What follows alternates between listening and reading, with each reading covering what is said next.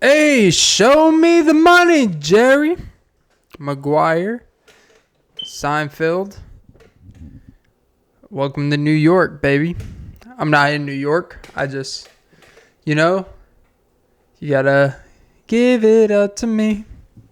Cause, what you do is just your fantasy. I wanna go to New York City to feel, goddamn, these fucking gnats. God, they're just gnatting at me. I guess I am a natty guy. Get it? Because I am natural. No enhancers. Jack Harlow. I love my girl with no enhancers. But would she want me to take enhancers? Well, maybe in certain parts of the body. Yeah, apparently when you cut a lot of weight, your quote-unquote wee-wee starts to go wee-wee.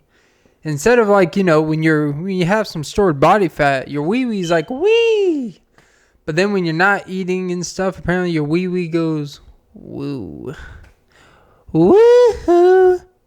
Woo-hoo. Whatever that Gwen Stefani song is. If I were the steak.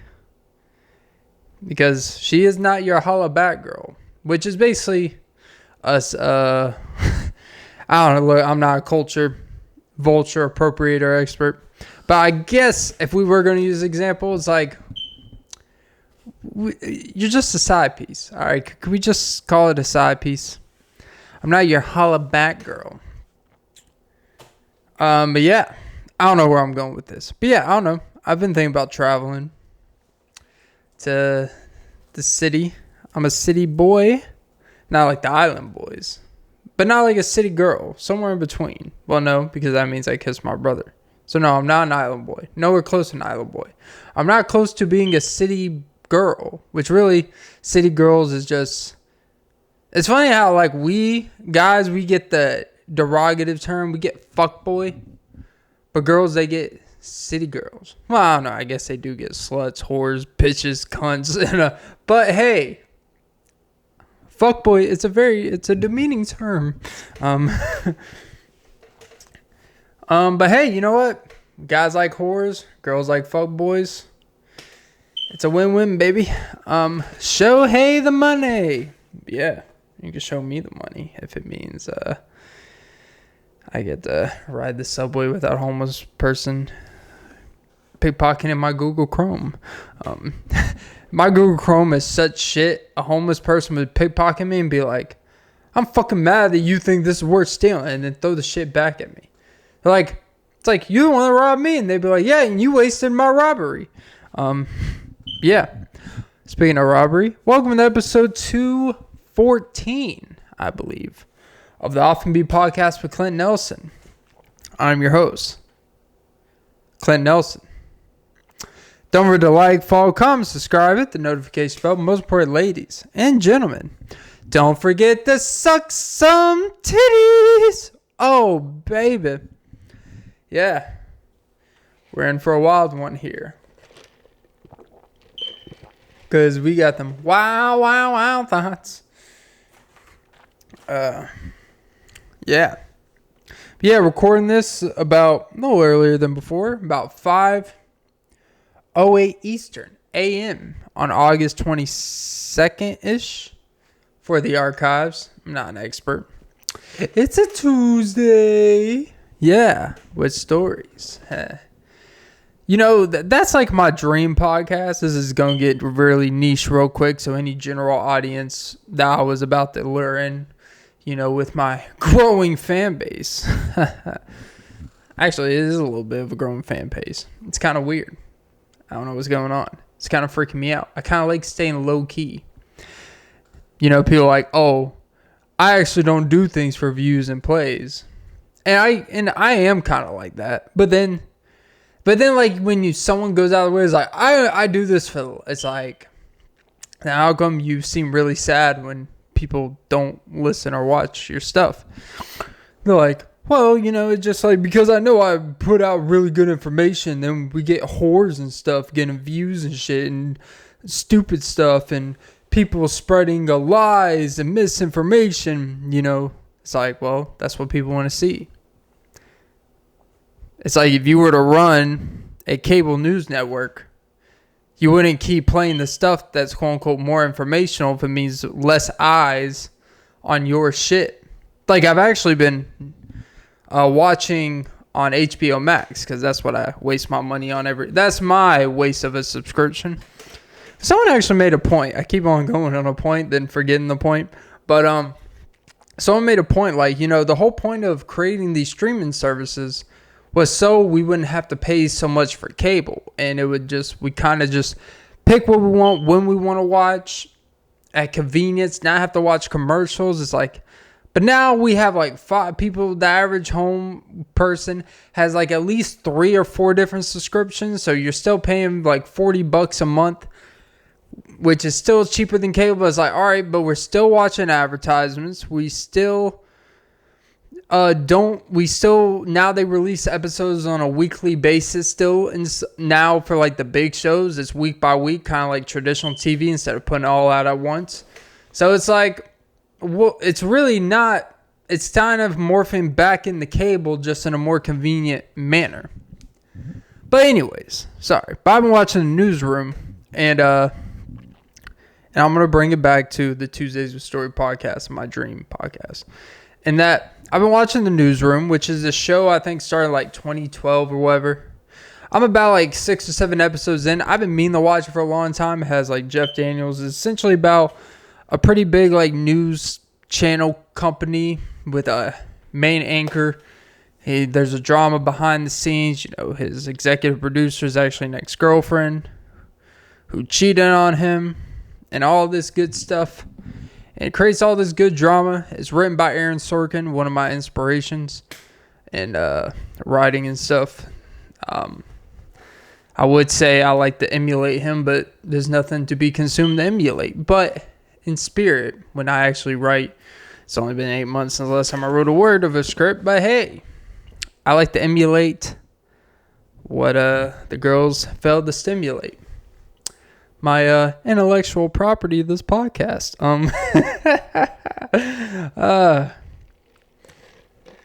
Which apparently sapiosexual, by the way, is when someone is just attracted to your intellect.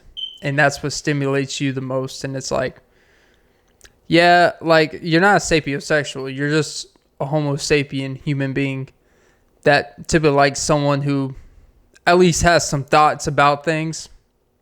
I hate when people make their interests or but what I desire is so much more elite and higher standard than everyone else because I don't go by the looks.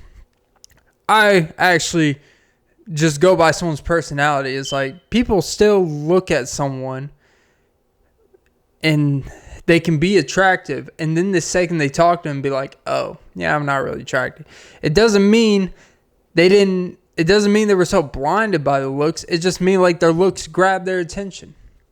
Basically, what you're saying is like, if I'm with you, it's not because I'm necessarily attracted to you. You could be ugly as fuck, but just because you have some thoughts about World War II, and you have some thoughts about why Oppenheimer was actually in the right on some things.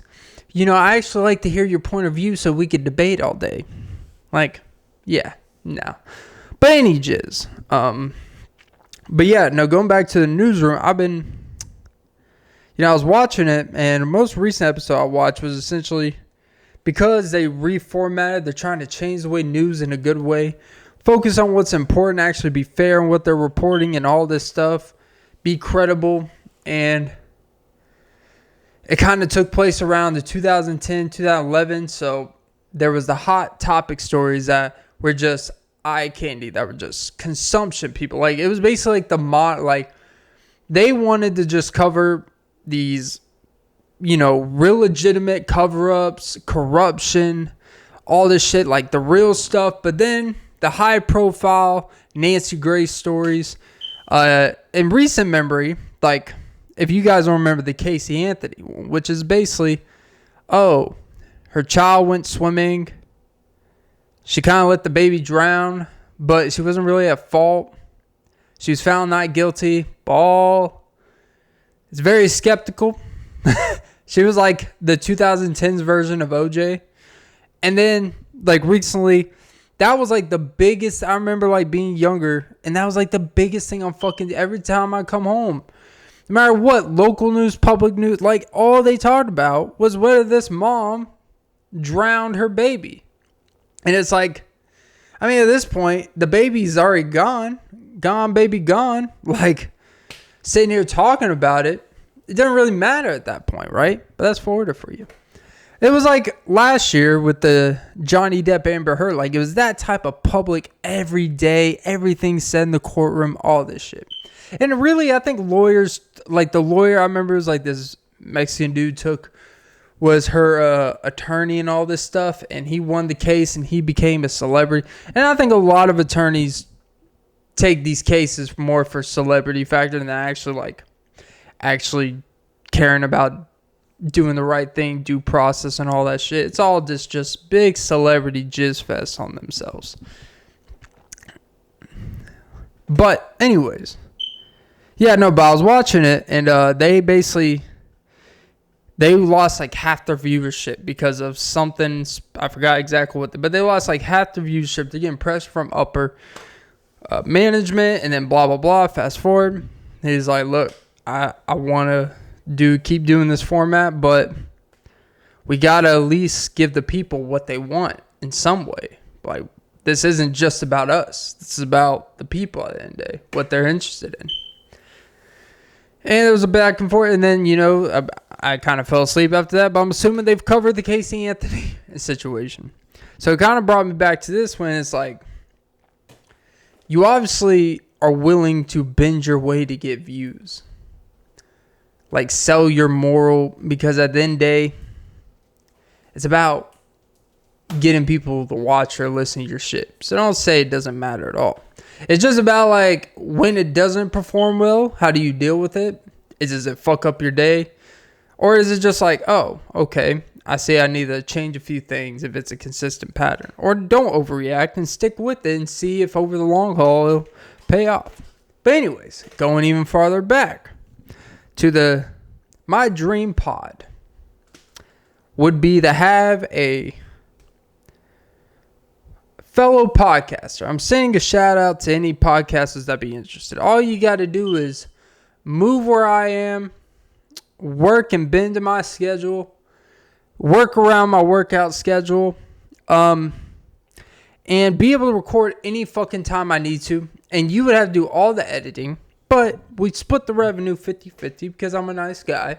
And we have a Tuesdays with Stories type of podcast.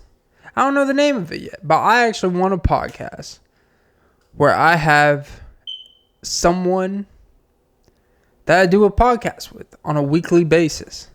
And it is just zinging and zanging, jinging and janging, pull the Jenga, and banga. Next thing you know, she's like an orange because I'll orangutan you. All right, that was bad. Real bad. But it's not bad. Today's sponsor is Dunkin' Donuts. See, I'm like, remember when Charlie D'Amelio had her own drink?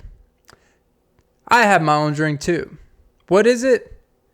Large iced coffee with 4 mochas, 4 liquid cane, 4 creams. Now, you may go to some Dunkins and they may tell you, oh, we can't put liquid cane sugar in your iced coffee. And you know what you tell them? Do it anyways.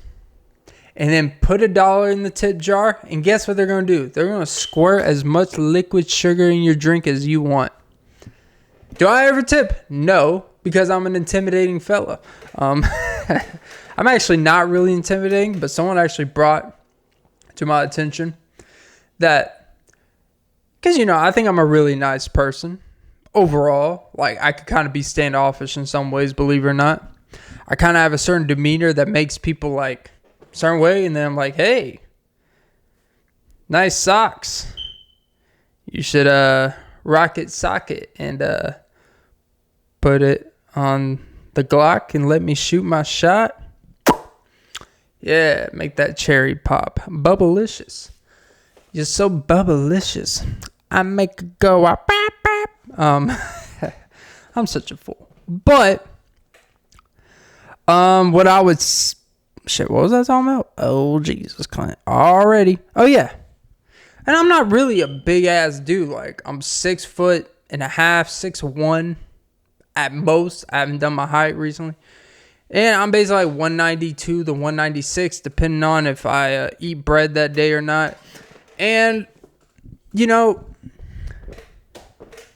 I've built myself up a little bit. It looks, I always say I look bigger than I am actually as strong.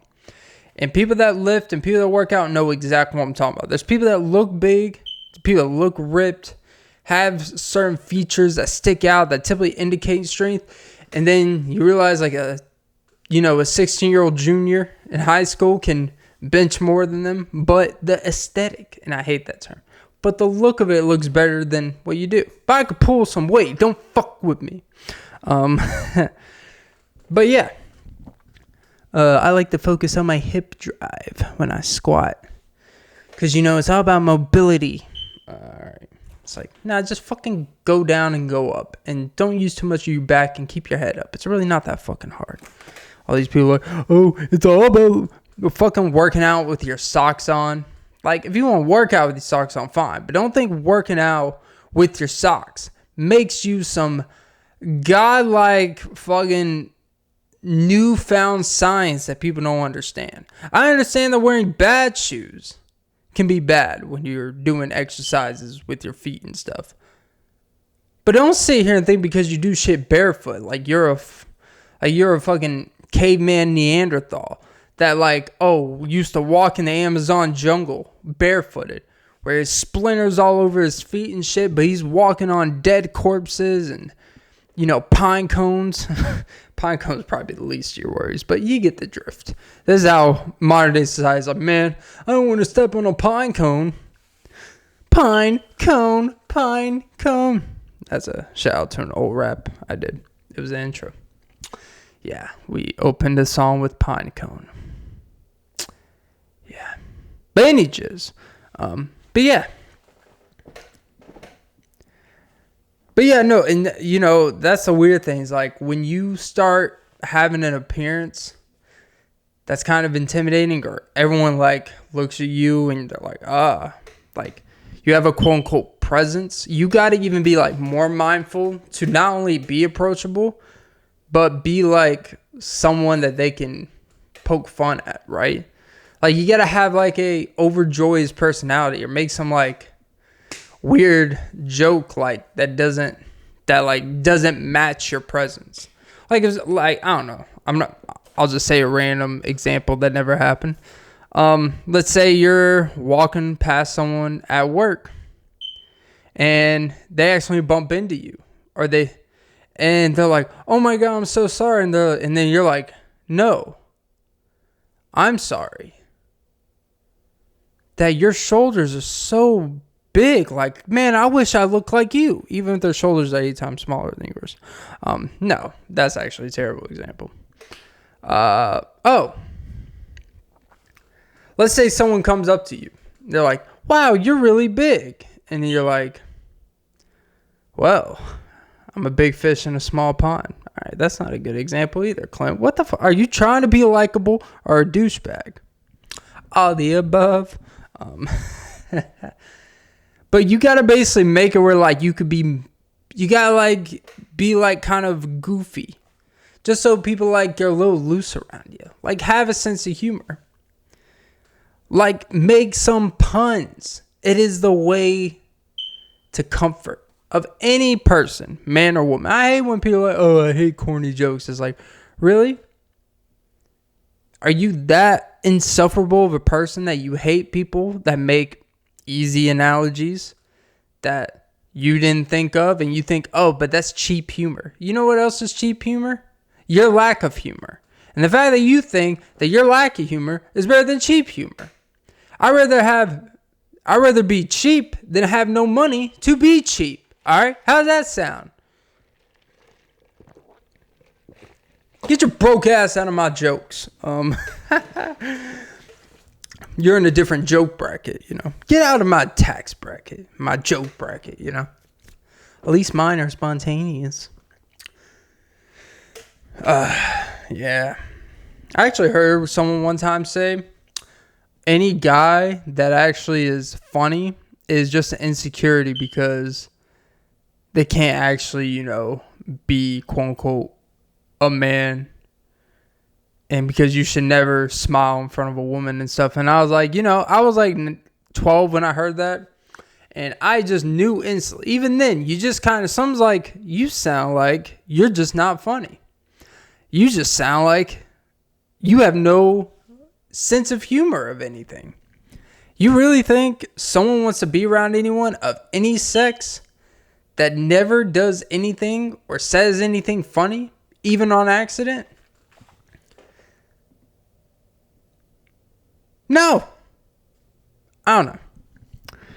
It's just crazy that people always demean affirmable qualities from others to cover up their lack of qualities of that thing. It's like, I wouldn't change who I am for the world. Like, I wouldn't change my personality. Like, I know I sound like a narcissist or egotistical, whatever the fuck.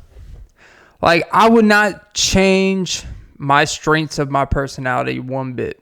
I would improve some weaknesses, but I would never say, hey, let me be less funny in front of people. Like, let me be less spontaneous.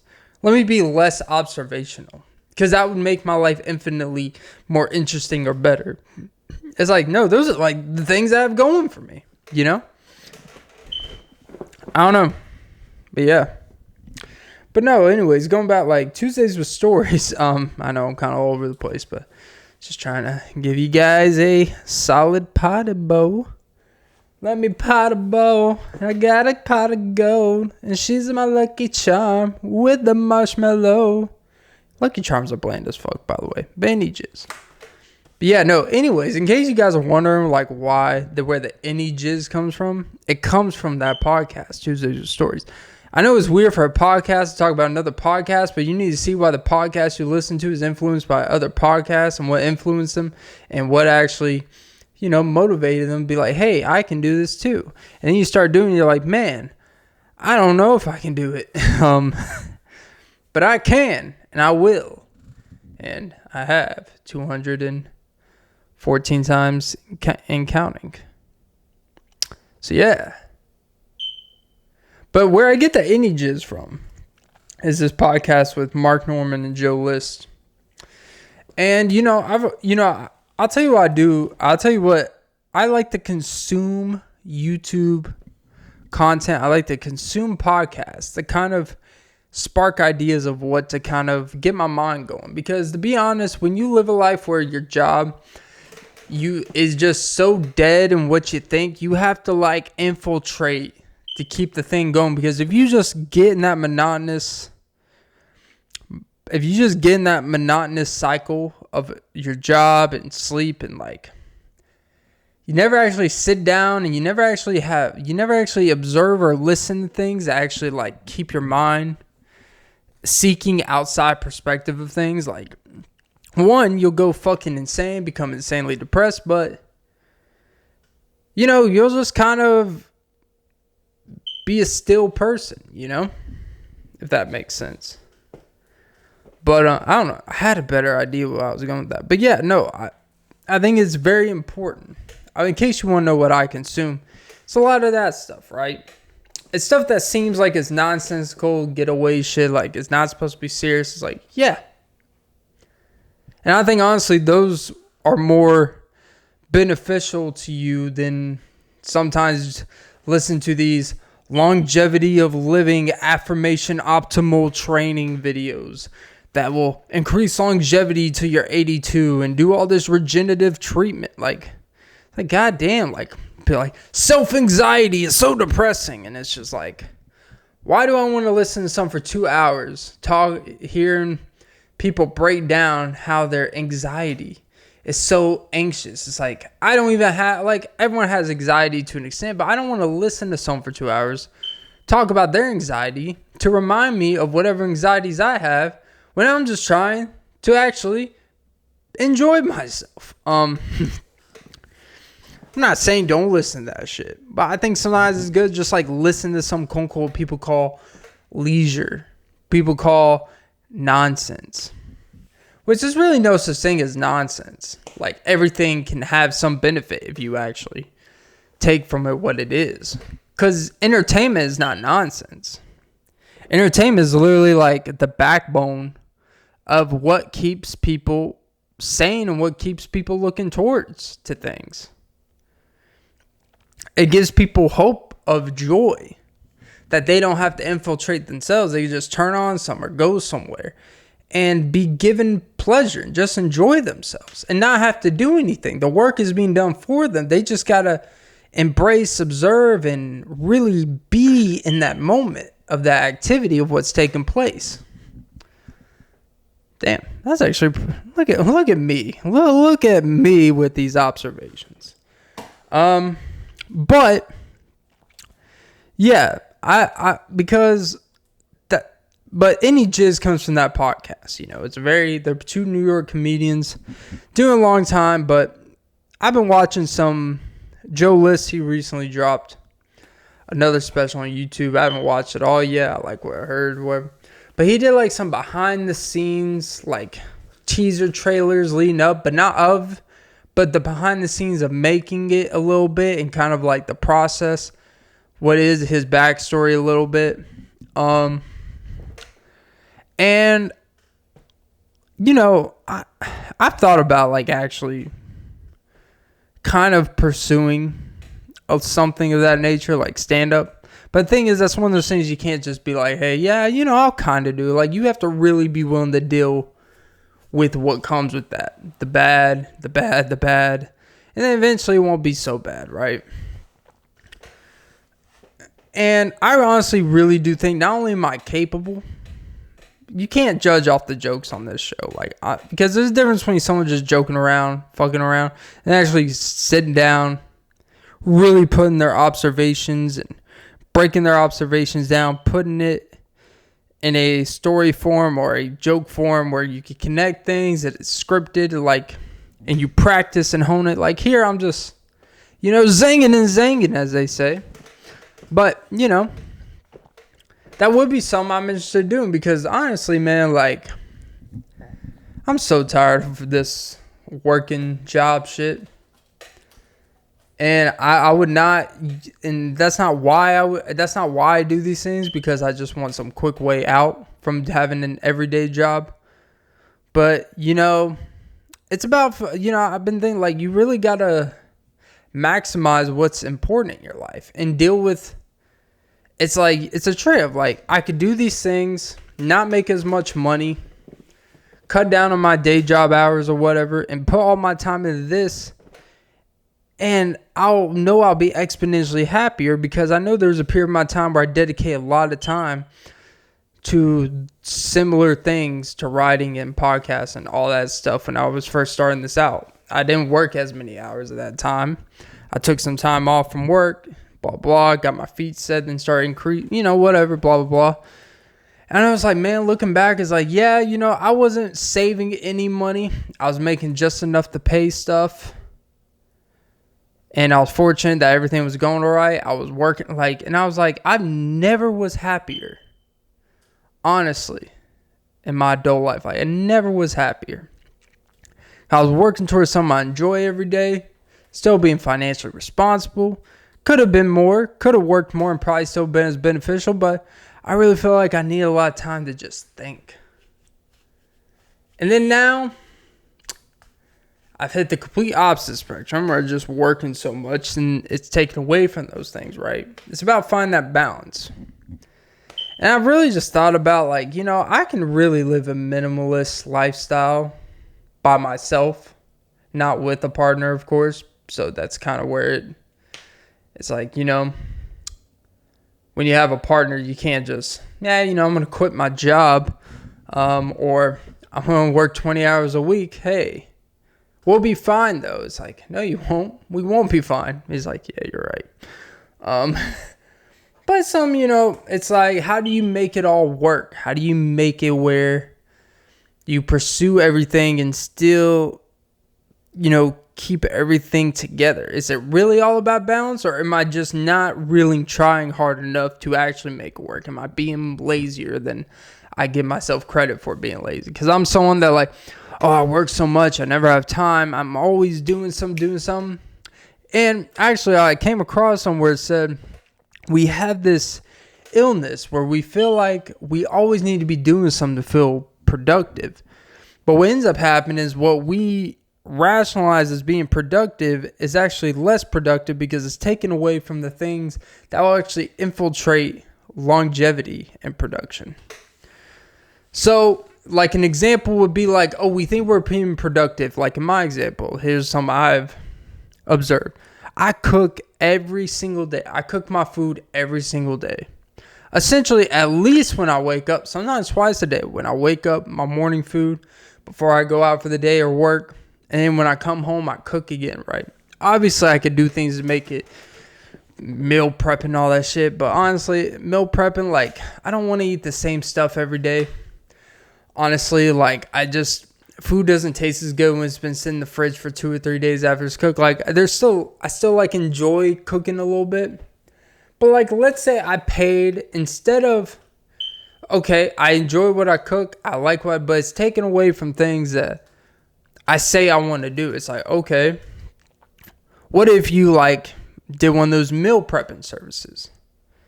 It's like, well, most of those, like the food sucks. It's in packages. You just hear.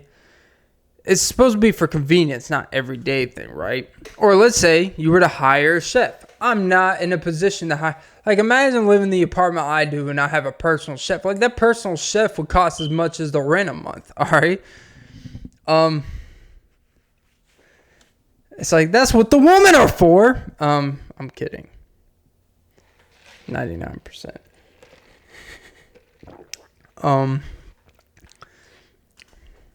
It's funny how like us dudes, we say that stuff, and then most women actually think we're being serious when we say, well, that's what women are for. Like, it could be like your own girlfriend, it could be your own mom, your own sister. But like, why would you say? Like, no, we're not. It's like, you really think that's what I think about women? It's like, you really think that's what I think? I cook all my food. You really think I'm sitting here thinking women are just good for cooking? Most women ain't even good for cooking anymore. All right. Especially my age range. Like, Jesus, no one can boil water. I don't even boil water because I'm afraid of it overspilling and like blowing up the oven. But no, it's funny like when people actually take like a guy serious when they make. I mean, there are some guys that actually mean it, and you know they mean it. But like when you see the actions of a guy, like, hey. Like, obviously, I don't talk about women a certain way. Obviously, I don't think women just clean shit. I don't think that. I do these things myself. So, obviously, I'm not a believer in that specifically. All right? But it's like, then if you just joke about it, it's like this, but like, you know, all these like, oh, you know, when it comes with guys and money, you know. The big old money is like these spiritual coaches like, well, if he can't do nothing for you, what can he really do for you? And you're just like, well, if you word it like that, it's an oxymoron. I think that's the term. It's like, you already said if he can't do nothing for you, then he can't do nothing for you. It's like, yes, that's what the first sentence means. He can't do nothing for you. But what it's really saying is like, if he can't pay for you, there's literally nothing else he can do for you. It's like, actually, there's like a lot of like everything else I can do for you. I can put your socks on. I can change your oil. I can, put your body in alignment. Even if I neglect my own car's alignment. That's why the wiring's hanging out. Take that, Michael B. Jordan. The Wire.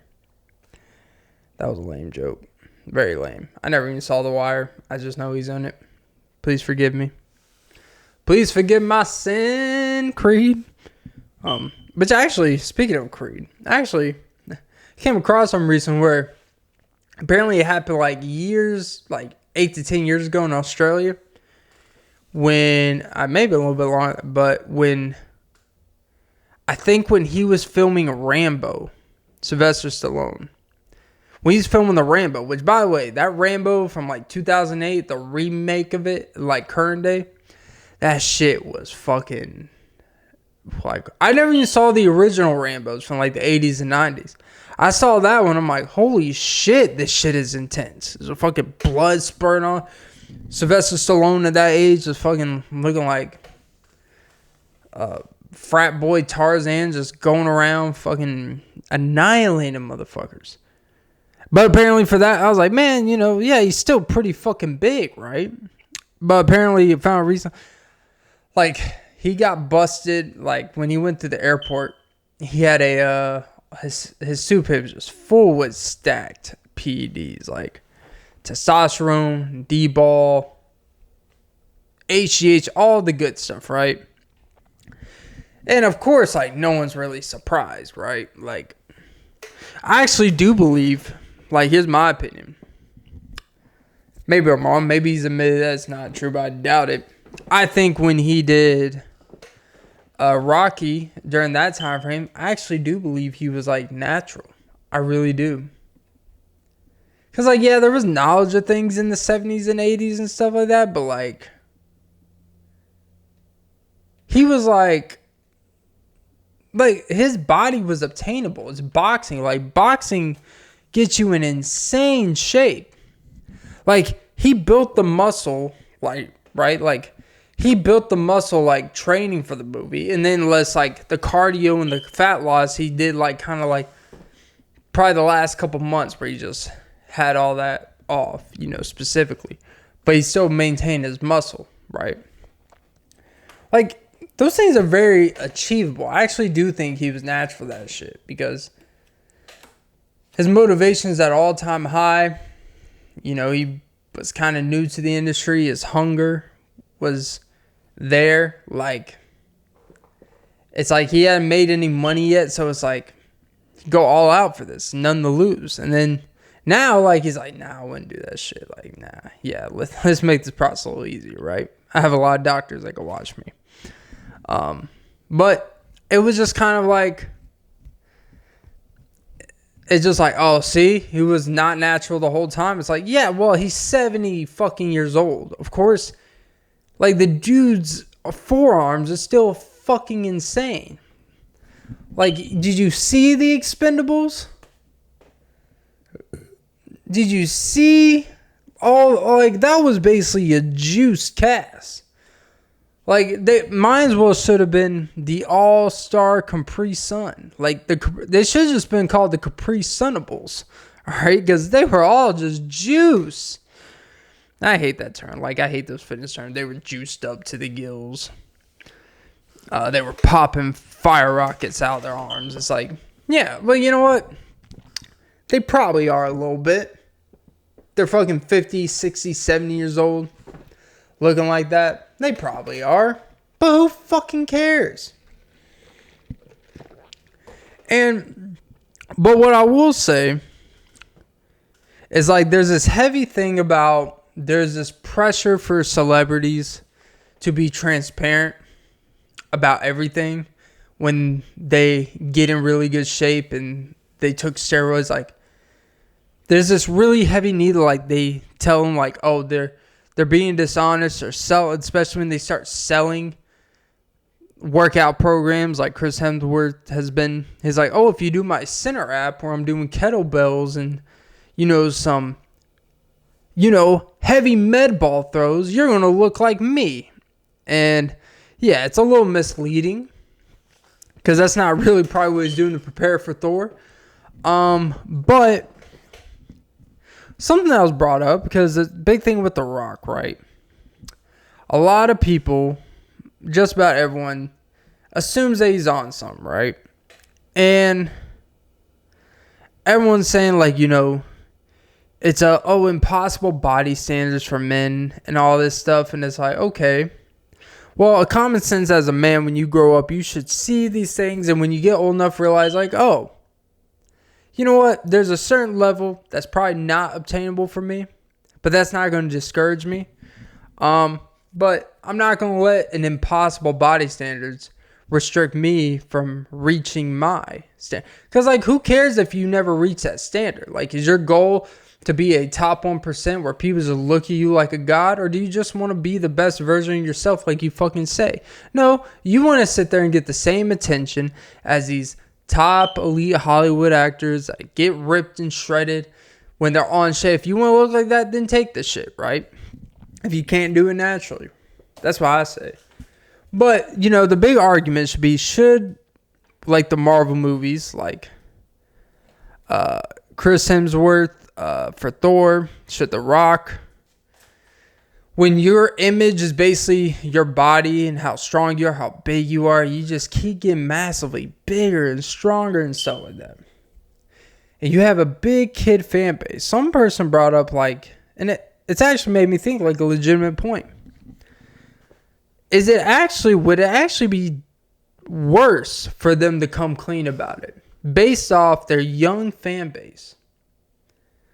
Because if you're promoting working out, exercising, this is why I do the little like this, and it's a lie, but the people following you, it is going to make them work out and think that they can get really big and strong because you said it in your person, in your position.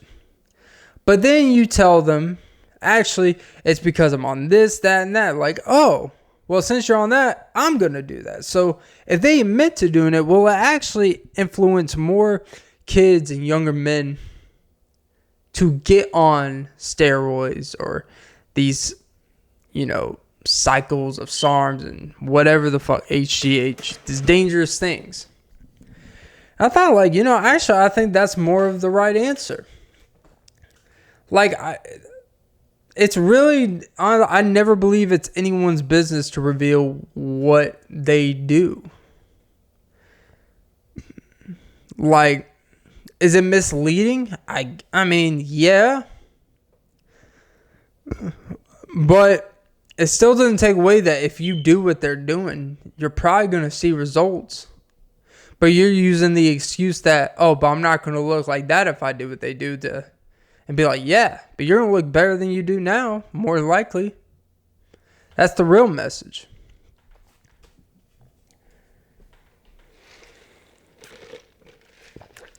It was just kind of an interesting point, you know. Because there's this heavy thing in the industry, fitness industry, for people. That's heavy pressure to just be like, you need to tell people when you're on something. It's like, I always appreciate transparency, but as long as you're not like going crazy defending how natural you are, like if you're just like, no, I'm natural, but then you're not like going out here being like, anyone that thinks I'm natural, you're and going on, then that's different. But like, if you just kind of never really answer, or like just like, yeah, you know, no, man, I just do X, Y, and Z, you're calm about it, I don't really think you have an obligation to really explain. Until you're talking about sports where you're competing with other people who aren't on things. And it's just like, the more I've been thinking about, like, the way, I don't even think like in bodybuilding or competitions where it's like literally about show day and showing your body and, you know, physiques and stuff like that. Like, honestly, I think really it's just looked at as like, this is just what you have to do. It's not even like this odd thing for people to talk about. It's just like, yeah, I mean, if you want to compete, you're going to have to do this. It comes with the territory. Like, it's like, yeah, if you want to go travel, you're going to have to get on an airplane. If you want to go overseas, you're going to have to get on an airplane. Like, certain things, like, if you want to do and compete, if you want to go see things, and there's certain things you just have to do. Like, there's no really and ifs or buts. It's just part of the sport. It's part of the game. But we wouldn't put this like, oh, everyone's like, why does it really matter? I don't know. I've just never understood that. Like, why are we so obsessed with, like, if someone's on stuff? Like, unless they're selling it to kids, like the drug, or... Like, The Rock is not out here on every post saying, like, as a lifetime natty. It's like, no, he's just like, hey, here's my unnecessary 12 French toast pancakes I'm having as my cheat meal. Like, he's just promoting unhealthy eating habits, you know? More than anything. That's really what you should be mad at him for. Is indulgence. Like, we're going to get mad at anything about... It's the fact that I think sometimes people, we people think, we the people, we work so hard for things. So we always feel when you work hard, there's always an immediate reward for every indulgence. Like, there's a heavy indulgence for every simple thing. I think that's really probably a bigger issue, if you want to be technical, is the promotion of like cheat meals all the time. It's like, I don't think you should ever have planned out cheat meals. They should just kind of happen. Like, you're just going to like come across, all right, we're going to eat out tonight. Like, maybe plan, if anything, I understand if you're competing or sports and stuff, like, you got to at least know the times where you can eat foods or eat at times that would not ideal to your, your optimal training. But to have like every Sunday, I'm going to pig out no matter what I fucking feel, because like, to me, that's more of when you just kind of eat normal, like, this is what I realized when I just kind of have like a normal diet that's relatively balanced when I eat and stuff like that. Like, I really don't have a desire to just go out and eat the most possible. Like, I barely can eat a lot anymore in one sitting. But it's like, I don't really have, like, I don't think we really, as people, have this heavy desire to just eat like 5, chicken chipotle melts from Taco Bell, or get like 2 grilled cheese burrito boxes, or go to McDonald's and just get this Big Mac bundle for ourselves with 2 Cokes. Like, I don't really think we really have those. I mean, people have those desires, but I don't think like we're really set out to like plan those desires. They're very improvisational. They're very dependent on things we may be going through in life, like depression or alcohol or getting high on shrooms. Like, those stuffs will enhance thinking you want more than what you need. But the promotion of, hey, I worked out my delts 3 times this week. I destroyed my chest yesterday. I hit 405 on the PR on my squat today. I deadlifted 600 pounds. So you know what? You know what my reward is? Some banana French toast. And then like unlimited sushi and all this stuff. Like that, I'm not being a hater about people that have cheat meals, because I get it. Like, you're training hard, you're eating bland food. Like, you need to have something you indulge. It's like, you probably just would have been better off just kind of having a little bit of stuff in every meal than you would be having one meal where you just pay out. But I think some people just want that like one day of their week to just look forward to, instead of every day kind of being the same. Like, we have to have a day where it's like, it's going to be so fucking different. That's really what cheat days are, because they're not really normal. Like,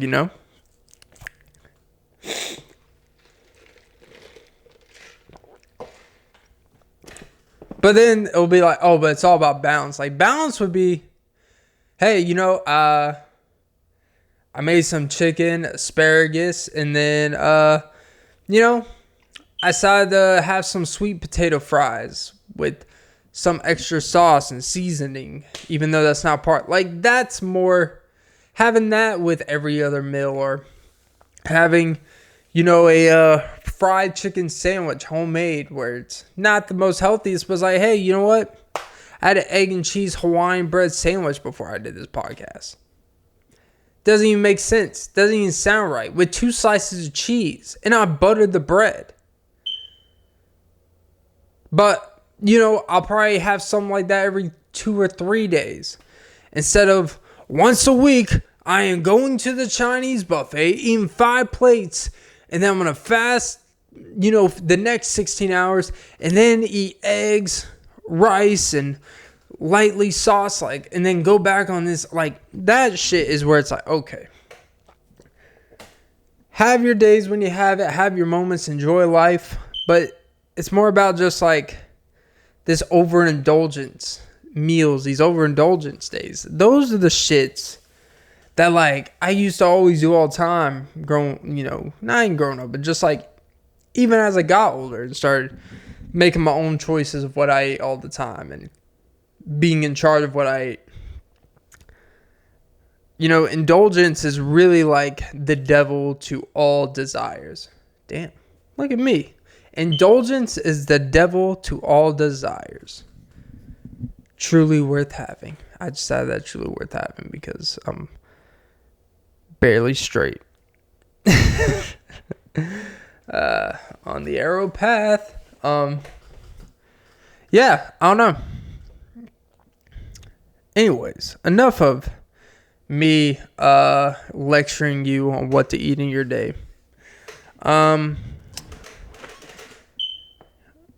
want to get H. pylori. In case you don't know what that is when you consume fecal matter, typically from consuming someone's butthole stuff. You get it in your system, your face gets bloated, and typically you get a shot, get some medicine, you get really swelled up for a week or so. You have some diarrhea. You gotta watch, you gotta be careful how much you eat, certain carbs, and then, you'll be back to eating booty tomorrow. But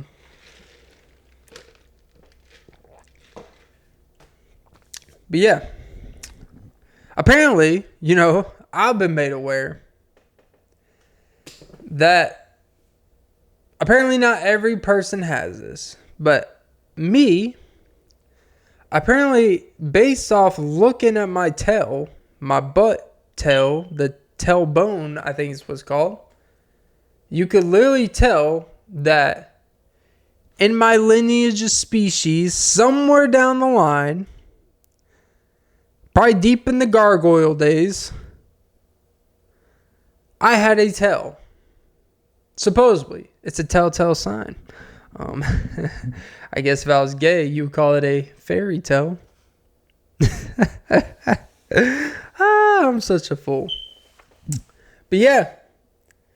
I mean, look, I get the human species, we stem from things I honestly don't even know. Like we used to be a lot more hairier. Our feet used to be a lot more rugged.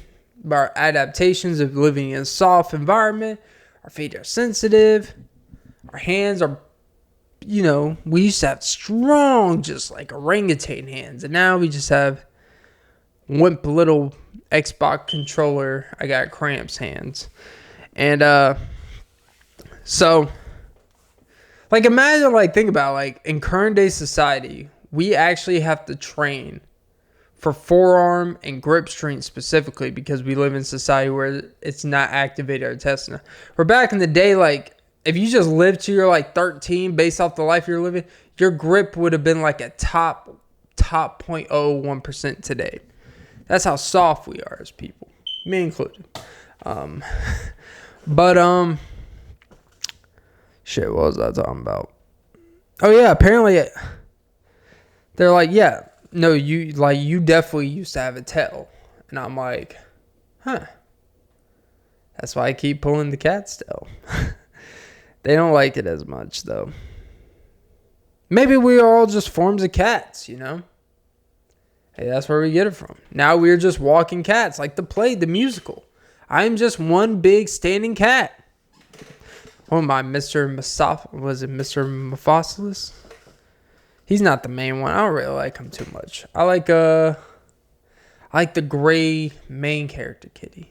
And then I like the near 80% of the movie where that evil tiger looking thing and the dramatic music, they be fighting and stuff, musical wise, going with the music.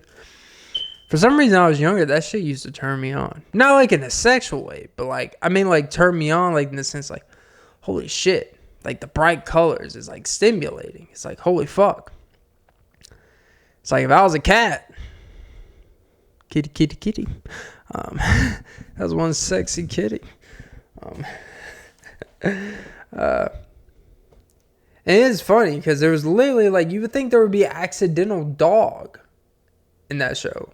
I know it's called Cats, but if it's in an alley or in a city of aristocrats and all that. Like, you're telling me, like, there's not a single stray dog in the Cats musical? Not a single dog? Even All Dogs Go to Heaven. There's plenty of other animals. You know why? Because dogs are accepting creatures. Especially like golden retrievers. They'll accept anyone. Anyone could be our friend. Cats are like, no, we're too good for anyone else. As this cat is staring at me like, what the fuck are you talking about, bitch? It's like, yeah, that's exactly what I'm talking about. The way you treat me. You're in my house. And you're looking at me like I'm the one invading your space, you fucking sack of shit. That's what these fucking cats are. They are greedy imbeciles with the most entitlement. And they just look at you like you're a burden to them. It's like, stop shitting on my floor. Like, in your musical of 2 hours, you couldn't accept a parrot, couldn't accept a bird, a squirrel, a rat. You're in fucking New York City, I think, or England. They have a bunch of rats. I saw Phantom of the Opera. Let the rats in. But no, because they are greedy like, oh, it's all for us. Cats are for rich people. Dogs are for poor people. Poor people need loving of community. Rich people want everything to themselves. So rich people are cats. Poor people are dogs. And that's why dogs are man's best friend. Because nowadays, every man is poor. And there's some guy who makes a decent living out there like, well, now when you're me as a high-value man, it's like, yeah, you know what? Yeah, give it a couple years. You'll get divorced. Someone's going to come after you. You're going to be like Fresh and Fit. You're going to get your bank account demonetized. But yeah. Jesus. I've always found it weird. Like, we have to... This is like...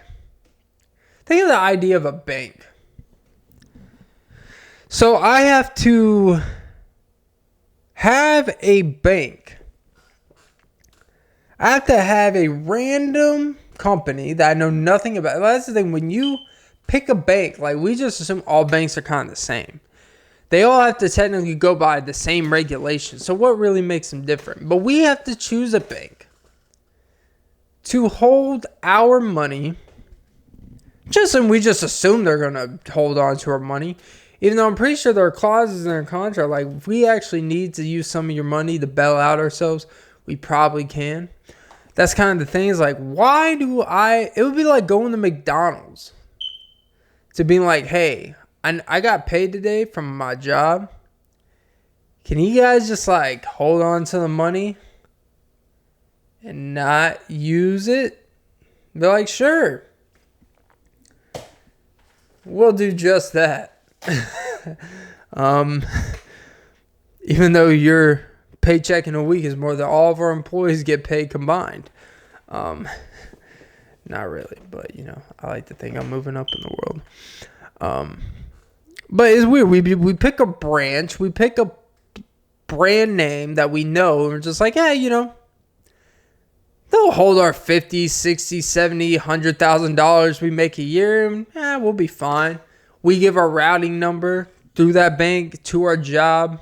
For them to just say, hey, yeah, just send the money here. They have a card that's connected. And, oh, well, the FDIC, you have $250,000 protected. If it gets stolen, whatever, you are protected that. It's like, I'm pretty sure if I have $250,000 and it gets wiped clean, I'm pretty sure the next day you guys are going to be like, hey, we are sorry for what happened. Here's your $250,000. We'll take care of it. Now, I'm pretty sure it's going to be a long, drawn-out process, like 4 months deep investigating. Now I'm going to be broke for 4 months for something I worked years and years signing up for your savings and shit. But you know what? What the fuck do I know? But yeah, my camera's about to die, so I got to stop. Damn, I was really getting into it. But yeah, that was episode 214 of the Offbeat Podcast with Clint Nelson. I'm your host, Clint Nelson. Don't forget to like, follow, comment, subscribe, hit the notification bell. But most important, ladies and gentlemen, don't forget to suck some titties. I'm just trying to hit the hour for the algorithm. 15 seconds. 12, 11, 10. This is New Year's. 8, 7, 6, 5, 4, 3, 2, 1. Woo! Happy New Year's. As I kiss my stepsister.